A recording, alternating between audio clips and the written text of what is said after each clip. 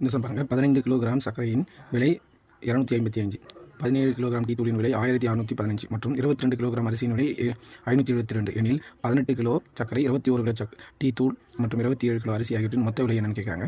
First நம்ம 18 kilo சர்க்கரை கண்டுபிடிக்கணும், அதுக்கப்புறம் 21 டீ தூள் ரேட்டு கண்டுபிடிக்கணும், அப்புறம் 27 கிலோ அரிசியோட ரேட்டு கண்டுபிடிச்சி மொத்தம் டோட்டல் கூட்டணும். அப்போ 15 கிலோவோட சர்க்கரையோட விட 255, நமக்கு என்ன வேணும் 18 கிலோ சர்க்கரையோட ரேட்டு. அப்போ அடிச்சுன்னா 3 அடித்தா 5 முறை, இது 6 முறை, இது 5 அடித்தா 51 முறை.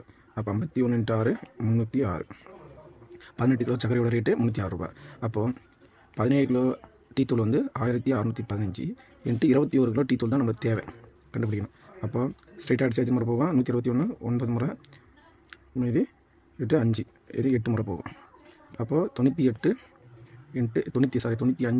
5 முறை போகும். 95 × 21 மல்டிப்ளிகேஷன் பண்ணால் 1995, 21 கிலோ டீ தூளோட ரேட்டு.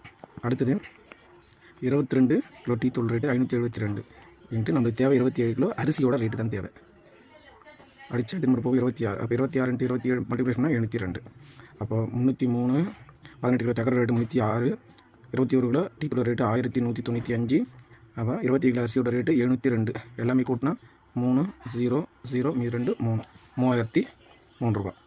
இந்த சம்மோட ஆன்சர் வந்து சி 3003 ரூபா.